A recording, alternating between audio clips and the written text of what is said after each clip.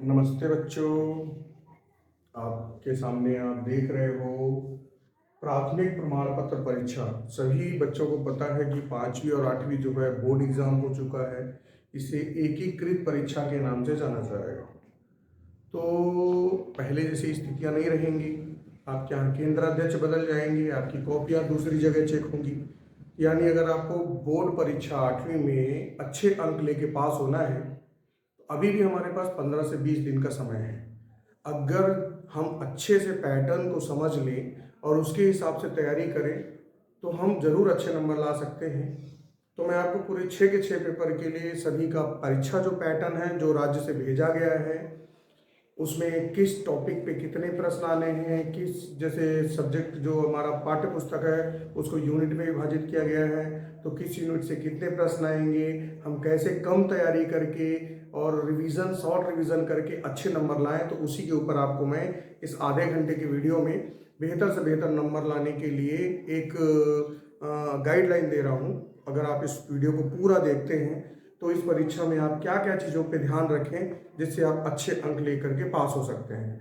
तो अच्छे अंक अगर आपको लेकर के पास होना है तो सबसे पहले हम जिस चीज़ पे मेहनत करना चाहते हैं उस चीज़ के बारे में हमें अच्छे से जानकारी होनी चाहिए।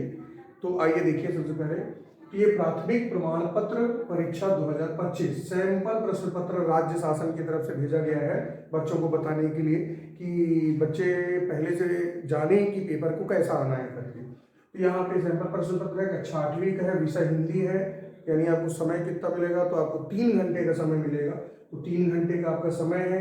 इसके पूर्णांक जो है यानी कितने अंक का होगा, तो कुल 100 अंक है, लेकिन 80 नंबर का लिखित प्रश्न पत्र है और 20 नंबर जो है वो प्रोजेक्ट या प्रयोजना कार्य से संबंधित है। तो 20 नंबर आपको जो भी स्कूल में प्रोजेक्ट दिए जाएंगे तो आपके टीचर्स उसके आधार पे आपको नंबर्स देंगे। तो 20 नंबर वो हो गए, प्लस 80 नंबर का लिखित परीक्षा है जो कि आपको अपनी मेहनत से बेहतर तरीके से नंबर लाने हैं। तो यहाँ पर इस पेपर में आप देख रहे हैं तो कुल जो प्रश्नों की संख्या है, तो पहले मैं आपको बता दूं कि टोटल जो प्रश्न आपके आएंगे उनकी संख्या जो है, कुल प्रश्नों की संख्या जो है वो 20 है। यानी कुल प्रश्न हमारे कितने आने हैं, तो कुल प्रश्नों की जो संख्या है वो 20 प्रश्न आएंगे, जिसमें यहाँ पर 20वां नंबर का जो प्रश्न है वो 6 नंबर का, जिसमें आपको अथवा रहेगा। अथवा मतलब आपको चॉइस मिलेगी। प्लस 19वें नंबर का जो प्रश्न पत्र है वो भी आपका अथवा में रहेगा, यानी 2 प्रश्नों में से किसी एक प्रश्न को आपको बनाना है, वहां पे भी आपको चॉइस रहेगी। ठीक है। उसके अलावा जो आपका 5वां और 7वां प्रश्न है इसमें भी आपको अथवा मिलेगा, यानी 2 प्रश्नों में से एक बनाना है और एकदम फिक्स पैटर्न है। अगर आप इस पैटर्न को समझ लेते हो तो आपको अच्छे नंबर प्राप्त करने से कोई नहीं रोक सकता है। और कैसे पढ़ना है उस पर अपन थोड़ा चर्चा करेंगे, तो इस पूरे वीडियो को आप जरूर देखना आधा घंटे के लिए। तो इसमें सबसे पहले आपकी जो यहाँ पर आप देख रहे हैं ये जो देख रहे हैं प्रश्न क्रमांक, तो 1 से लेके 15 तक के बहुविकल्पी जो बच्चे अभी एनएमएमएससी की परीक्षा दिलाए होंगे या कभी नवोदय की परीक्षा दिलाए होंगे वो जानते हैं बहुविकल्पी मतलब 4 विकल्प दिए रहेंगे, या तो खाली स्थान से रिलेटेड प्रश्न रहेंगे या तो सुमेलित संबंधी प्रश्न रहेंगे। तो कुल 80 में से 15 नंबर के जो प्रश्न हैं वो बहुविकल्पी किस्म के रहेंगे, जिनमें नंबर प्राप्त करना बहुत आसान भी होता है और बहुत कठिन भी होता है। तो कैसे हम किस किस यूनिट से कौन कौन से अध्याय से ऐसे प्रश्न आएंगे, कैसे प्रश्न हो सकते हैं, इसके बारे में हम जानेंगे। फिर आपके 6 जो प्रश्न हैं, दूसरा, तीसरा, चौथा, 5वां, 6वां, 7वां, ये आपके 2-2 नंबर के प्रश्न हैं, यानी आपको 1 से 2 लाइन आपको उसमें लिखना पड़ेगा। ठीक है। उसके बाद आपका 8वां, 9वां, 10वां, 11वां, 12वां, ये 3-3 नंबर वाले प्रश्न हैं। इसमें आपको 3 लाइन, 2 से 3 लाइन का लिखना पड़ेगा। 3-3 नंबर के प्रश्न रहेंगे। वो व्याकरण के आधारित प्रश्न भी हो सकते हैं, वो आपके उस पाठ के जानकारी के आधारित भी प्रश्न हो सकते हैं। उसके बाद आपका देख रहे हैं आप 13, 14, 15, 16, ये 4 प्रश्न जो है, इन 4 प्रश्नों में आपको कम से कम 4 से 5 लाइन लिखनी पड़ेगी। और ये जो प्रश्न आपके 16, 17, 18, 19, 20 है, ये 16, 17, 17, 18, 19, 20, ये बड़े प्रश्न है, दीर्घोत्तरी कृषियों के प्रश्न है और इनमें नंबर भी ज्यादा है, तो स्वाभाविक है आपको कम से कम ज्यादा लिखना भी पड़ेगा। तो इस तरह से इस पूरे पेपर को आप बेहतरीन तरीके से इसका एक पैटर्न समझ लीजिए। आपके स्कूल के टीचरों ने आपके ग्रुप में भेजा होगा, तो उसको देखिए। फिर आगे देखते हैं, ये एक सैंपल प्रश्न पत्र दिया है, तो आपको ऐसे ही पेपर आना है जिसमें निर्देश दिया है सभी प्रश्न हल करना अनिवार्य है। तो जैसा मैंने बताया 1 से लेके 16 नंबर तक के प्रश्न में आपको कोई चॉइस नहीं है, आपको सारे प्रश्न अनिवार्य रूप से बनाने हैं। 17, 18, 19 और 20 इसमें हर प्रश्न में अथवा दिया हुआ है, यानी कि इन 2 प्रश्नों में से एक प्रश्न को आपको बनाना होगा। तो देखिए वस्तुनिष्ठ प्रश्न का पैटर्न क्या है कि ये जानकारी दिया हुआ है। प्रश्न एक पहला जो है वो 15 भाग में बटा हुआ है, तो 1.1 से 1.15 तक वस्तुनिष्ठ प्रश्न है। अति लघु उत्तरीय प्रश्न 2 से 7, लघु उत्तरीय प्रश्न 8 से 12, लघु उत्तरीय प्रश्न का दूसरा भाग आपका जो है वो 13 से 16, दीर्घ उत्तरीय प्रश्न का पहला भाग 17 से 18 और दूसरा भाग जो 19 से 20 है। दीर्घ उत्तरीय पहला प्रश्न क्रमांक 17, 18 तथा दीर्घ उत्तरीय दूसरा 19, 20 में विकल्प दिए गए। विकल्प मतलब अथवा दिया गया है, यानी 2 प्रश्नों में से किसी एक प्रश्न को आपको बनाना है जो आपसे बन जाए। तो सबसे पहले अपन आते हैं हिंदी के पेपर की, अपन बात कर रहे हैं कि कक्षा 8वीं के बोर्ड एग्जाम के पेपर में कोई हिंदी में 80 में से कैसे अच्छे से अच्छे नंबर ला सकता है। अब देखिए इसमें जो पहला विकल्प है स्वेद का समनार्थी शब्द, स्वेद मतलब होता है पसीना, ये समनार्थी आपके पाठ से है, तो स्वेद का अर्थ होता है पसीना। नीचे दिए गए विकल्पों में विशेषण शब्द को पहचानिए। तो विशेषण क्या होता है? संज्ञा और सर्वनाम शब्दों की विशेषता बतलाने वाले शब्द विशेषण कहलाते हैं। तो विशेषण यहाँ पर देखिए उसने सर्वनाम है, सुंदर ये विशेषण, क्योंकि राजू ये संज्ञा है किसी व्यक्ति का नाम, ठीक है। हिमालय ये भी नाम है किसी पर्वत का नाम, ये हिमालय और राजू संज्ञा है, उसने ये सर्वनाम है, तो ये क्या है? सुंदर विशेषण। राधा सुंदर है, तो राधा एक लड़की है, संज्ञा है, तो संज्ञा की विशेषता बता रहा है सुंदर। तो सुंदर क्या है? तो संज्ञा और सर्वनाम शब्दों की जो विशेषता बताते हैं वो विशेषण कहलाते हैं। तो प्रश्न पूछा है आपके लिए कि इब्राहिम गारदी करके पाठ है, तो पानीपत का युद्ध कब हुआ था? तो पानीपत का युद्ध दिए विकल्पों के हिसाब से अगर आप बनाते हैं तो जो आपके पाठ में दिया था, तो पाठ के हिसाब से इसका उत्तर आएगा 1761। 1526 भी कुछ लोग बोलेंगे, लेकिन पानीपत का प्रथम युद्ध था। लेकिन हिंदी के चैप्टर में आपका केवल इब्राहिम गारदी वाले चैप्टर है। इब्राहिम गारदी जो था वो मराठों की तरफ से उनका जो तोप खाने का प्रमुख था, तो इस तरह से उस चैप्टर में 1761 आएगा। जो मैं नहीं बन सका पाठ में, लेखक सबसे पहले क्या बनना चाहता था? तो लेखक सबसे पहले पेंटर बनना चाहता था। वो टाकीज वगैरह के बाहर जो पोस्टर वगैरह लगते हैं, ये आपके पाठ से प्रश्न उठे हैं। सत्य के प्रयोग नामक पुस्तक, तो सत्य के प्रयोग ये महात्मा गांधी की पुस्तक है। एक्सपेरिमेंट विथ माई ट्रूथ करके आपने पढ़े होंगे, तो हिंदी में सत्य के प्रयोग। फिर ये संकेत जो है आपके पाठ्य पुस्तक में पीछे तरफ दिए हैं कहीं पे, तो ये पाठ्य पुस्तक में ये जो ऐसा संकेत होता है ये किस चीज का है, ये जो ऐसा संकेत होता है ये किस चीज का है। तो ये जो संकेत है ये प्राथमिक स्वास्थ्य केंद्र को बताता है। ये जो है नो पार्किंग जोन, कि आप यहाँ पे अपनी गाड़ी को नहीं खड़ा कर सकते, तो नो पार्किंग जोन को बताता है, ठीक है। निषेध पार्किंग, और ये जो है आपका प्राथमिक स्वास्थ्य केंद्र के लिए है पहला वाला। तो ये फिर नीचे दिए गए शब्द में समासिक विग्रह करके नाम लिखिए। तो रसोई और घर, तो रसोई के लिए घर ये आपका समासिक पद है और तत्पुरुष समास है ये, इसमें और तो बोला नहीं कि तत्पुरुष समास का प्रकार बताइए। तो रसोई के लिए घर और तत्पुरुष समास, तो ये आपका हमको लिखना है कि रसोई के लिए घर और पुस्तक में लिख दीजिए तत्पुरुष, क्योंकि बोला है समासिक विग्रह करके लिखिए। तो समासिक विग्रह क्या होगा? रसोई घर का, रसोई के लिए घर, और समास का नाम क्या होगा? तत्पुरुष समास, तो ऐसा लिख देना है। फिर सरल का कठिन, विलोम बोला है, विलोम मतलब उल्टा, तो सरल का उल्टा होता है कठिन, और अर्थ का होता है अनर्थ। ये सीधा सीधा उत्तर आपको एक लाइन में लिख देना है। फिर 1857 की क्रांति समय बिहार के जगदीशपुर में, ये आपका पाठ है, आपने देखे होंगे, उसमें वो एक हाथ काट देते हैं अपना, पूरा कहानी आपने पढ़ी हुई है। तो कौन है वो? वीर कुंवर सिंह, जगदीशपुर से इनका संबंध जोड़ा जा रहा है। फिर मुहावरे दिया हुआ है, उनका अर्थ लिखिए, वाक्य में प्रयोग करने नहीं बोला है, केवल अर्थ लिखने बोला है, ठीक है। तो राम कहानी सुनाना मतलब स्वयं के ऊपर आप स्वयं की आपबीती को बताना होता है, ठीक है। तो इस तरह से मतलब मुहावरों के अर्थ बस लिखने बोला है। फिर त्रेता युग में भगवान राम को कितने खालिस्तान वर्ष का वनवास हुआ? कितने वर्ष का वनवास हुआ? 14 वर्ष का। ये तो आपने पुस्तक में नहीं भी पढ़ोगे तो भी आपको पता है कि राम भगवान को कितने वर्ष का वनवास हुआ। भंवरा कमल में बंद हो गया, कमल की पंखुड़ियां ऐसा सिकुड़ गई तो कमल में बंद हो गया। जानने की इच्छा करने वाले को जिज्ञासु बोलते हैं एक शब्द में। ये पाठ्य पुस्तक जो है आपकी, जो पीछे तरफ ग्रामर दिया हुआ है वहां से एक प्रश्न लिए गए। जैसे नयन किसका पर्यायवाची? तो आंख का, नेत्र का, जो भी याद आया आपको लिख दीजिए आप। आशा का विलोम होता है, आशा का निराशा होता है। तो ये देखिए 1 से लेकर 15 तक के जो प्रश्न है, जिसमें 5 खालिस्तान के और 10 जो बहुविकल्पी प्रश्न है, बहुत सरल है। इनको आप एकदम 15 में 15 पा सकते हो, ठीक है। अब उसके बाद हमको मान लीजिए बहुलक विकल्प में याद नहीं आ रहा, तो ये आपके अति लघु उत्तरीय प्रश्न है। कुल अंक कितने हैं, कुल प्रश्न जो है 6 है और अंक प्रत्येक में कितना है, 2 है। तो इस तरह से ये नई उषा से कवि का क्या अभिप्राय है, दीदी की डायरी संजू ने क्यों पढ़ी, क्योंकि भाई आपने पाठ पढ़ा होगा तो संजू को डायरी लिखना नहीं आता था, तो डायरी लिखते कैसे ये जानने के लिए उसने दीदी की डायरी पढ़ी थी। तो सावित्रीबाई फुले की समाज सुधार में क्या कार्य करना चाहेंगे, जान बचाने के लिए इब्राहिम लोधी ने तौबा कर लेता, उसके संबंध में क्या राय बनाते हैं। ये जो आपके प्रश्न हैं इनको आप कर सकते हैं, ठीक है।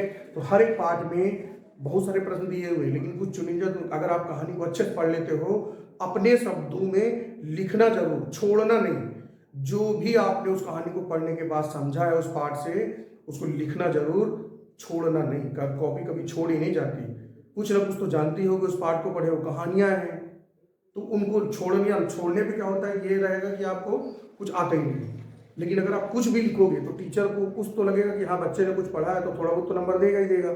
इसलिए ये याद रखना, किसी भी प्रश्न को खाली नहीं छोड़ना है। आपने कहानी पढ़ने के बाद जो भी आपको लगता है उस प्रश्न के बारे में, उसके बारे में लिखना जरूर। तो इस तरह के प्रश्न जो है आपके बन जाएंगे। फिर ये आपके पूरे पुस्तक से हैं। मुख्य रूप से जो मैं आपको बताना चाह रहा हूँ बड़े प्रश्नों पे, जैसे ये दीर्घ उत्तरीय प्रश्न है, प्रश्न क्रमांक 17। तो यहाँ पे देखिए, ये दिए गए पद्यांशों में जो कविताएं दी गई हैं, उन कविताओं को लिया गया है यहाँ पद्यांशों को। तो पद्यांश का एक तो संदर्भ लिखना है, प्रसंग लिखना है, भावार्थ लिखना है, ठीक है। तो 1 नंबर का संदर्भ है, 1 नंबर का प्रसंग है। संदर्भ मतलब आपकी पाठ्यपुस्तक, किस पाठ्यपुस्तक से लिया गया है, कौन से पाठ से लिया गया है और किसकी कविता है वो, ये लिखना है। और प्रसंग में दी गई पंक्तियों में कवि क्या कहना चाह रहा है वो बताना है। फिर उसका अर्थ स्पष्ट करना है। तो ये आपके पाठ्यपुस्तक से है, और ये आपका जो है ये उसी में से लिया गया है। तो या तो इसको बनाइए या तो नीचे वाले को बनाइए। तो यहाँ पर आपका देखिए संदर्भ, तो आप जिस भी पाठ्यपुस्तक, मतलब हिंदी भाषा की हमारी जो पाठ्यपुस्तक है हिंदी भाषा की, उसके इस पाठ से लिया गया है। पाठ का नाम बता दीजिए, किस कवि ने लिखा है, प्रसंग में वो क्या बताना चाह रहा है कवि, वो बता दीजिए। ऐसा करके अर्थ लिख दीजिए इसका। अगर आप पूरा कर देते तो अर्थ 3 नंबर का, संदर्भ 1 नंबर का और प्रसंग 1 नंबर का, इस तरह से 5 नंबर का है। उसके प्रश्न क्रमांक 18 देखिए, यहाँ पे आप पढ़ करके कितना समझ बनाते हो, कितना समझते हो, उसको लेकर के एक अपठित गद्यांश दिया गया है। तो अपठित गद्यांश मतलब जिसको आपने पहले नहीं पढ़ा, अपठित। अब यहाँ को दे दिया है, आलस्य मनुष्य का सबसे बड़ा शत्रु। यहाँ पे सीधा सीधा प्रश्न दे दिया, मनुष्य का सबसे बड़ा शत्रु कौन है, तो लिखा है यहाँ पे आलस्य मनुष्य का सबसे बड़ा। इसी लाइन को उठा के लिख दो इसके नीचे में, आपको 1 नंबर मिल गया। फिर पूछा है बड़े बड़े नगरों में रहने वाले व्यक्तियों की क्या आदत है, तो आगे पढ़िए, किसी भी प्रकार का आलस्य सेहत को इतना नुकसान नहीं पहुंचाता जितना कि प्रातःकाल बिस्तर पर देर तक पड़े रहना। यहाँ बड़े बड़े नगरों में अक्सर लोग देर तक सोते रहते हैं। क्या दिया है, बड़े बड़े नगरों में रहने वाले लोगों की क्या आदत है, तो लिख दीजिए बड़े बड़े नगरों में रहने वाले लोगों की आदत है देर तक सोते रहना। यहाँ तो दिया हुआ है। तो आप जो भी यहाँ प्रश्न आपसे 5 तो पूछ रहे हैं, उन 5 के उत्तर यहाँ पूरा पढ़ोगे तो कहीं ना कहीं दिया हुआ है। तो 5 आपके बिना पढ़े बन जाएंगे। 5 नंबर मिल गया आपको। अगर आपने इसको बना लिया, पहले दोनों को पढ़ लीजिए, दोनों में जो आपको ज्यादा सरल लगे। एक को बनाना है, या तो ऊपर वाले का बना दीजिए या तो नीचे वाले का बना दीजिए। दोनों को नहीं बनाना है, दोनों अपठित गद्यांश में किसी एक को बनाना है। उसके बाद आगे चलते हैं। तो उसके बाद दीर्घ उत्तरीय प्रश्न दूसरा 19 नंबर का।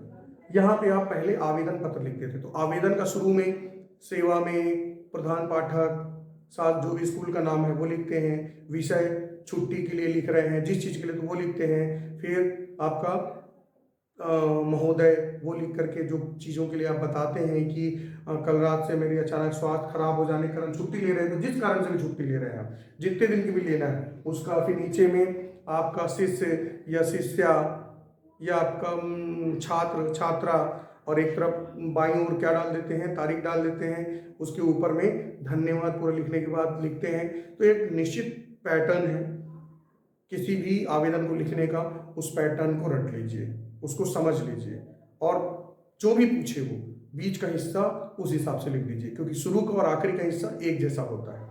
अगर आप अपने मित्र को जन्मदिवस की बधाई दे रहे हो तो फिर वो प्रधान पाठक को जो लिखते हैं उस टाइप से नहीं लिखना है। जैसे हम लेटर लिखते हैं अपने मम्मी पापा को, भाई बहन को, तो बड़े को लिख रहे हैं, छोटे को लिख रहे हैं, तो जिन शब्दों का प्रयोग कर रहे हैं उसके आधार पे अपने मित्र को जन्मदिवस की बधाई देते हुए, जरूरी नहीं वहाँ जन्मदिवस की बधाई देने के लिए आए और किसी चीज़ के लिए आ सकता है।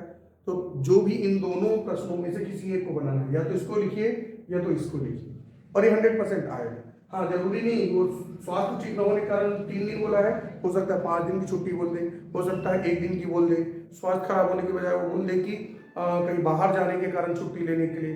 तो उन चीज़ों को बीच वाली लाइन में बस आपको बदलना पड़ेगा, बाकी शुरू का और आखिरी का एक जैसा रहता है।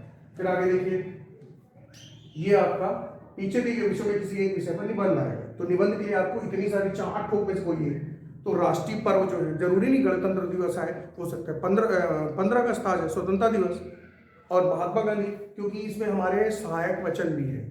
और सहायक वचन आप जानते हैं कि सहायक वचन पूरी एक पुस्तक है, स्कूलों में पढ़ाई जाती है, कई स्कूलों में नहीं पढ़ाई जा रही है, लेकिन उसको सिलेबस में पाठ्यक्रम में रखा गया है।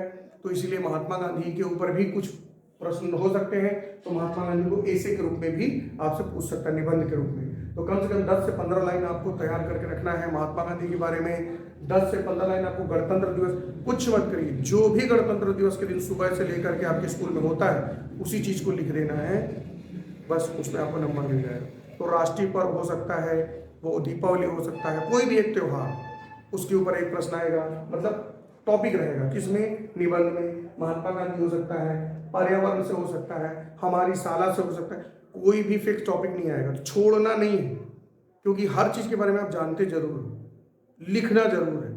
अगर आप लिख दोगे तो 6 के 6 नंबर आपको मिल जाएंगे। कम से कम 12 से 15 लाइन आपको लिखना पड़ेगा, तब आपको 6 नंबर मिलेगा। तो इस तरह से ये पूरा 20 नंबर का पेपर है।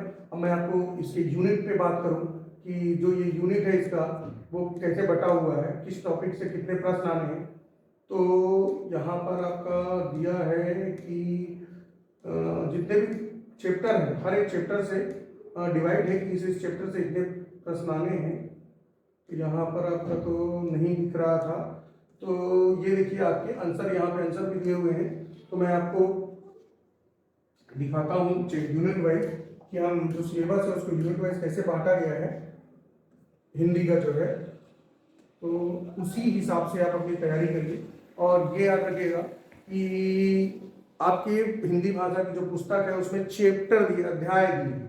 अब देखिए अध्याय का नाम है, तो इसको इकाई में जब हम लोग बांटे हैं, सिलेबस जो बटा हुआ है, मतलब जो राज्य से आया हुआ है, उस सिलेबस के अनुसार इकाई 1 के अंतर्गत नई उषा, एक नई शुरुआत और अब्राहम लिंकन का पाठ लिया गया है। कुल अंक इन तीनों जो अध्याय, इन तीनों अध्यायों से आवंटित अंक कितना है, 7 अंक का आना है। 7 अंक में 1 नंबर वाला जो बहुविकल्पी प्रश्न है, इन तीनों अध्यायों से कितने आएंगे, 2 आएंगे। आपका 2 अंक वाले कितने आएंगे, 1 आएगा।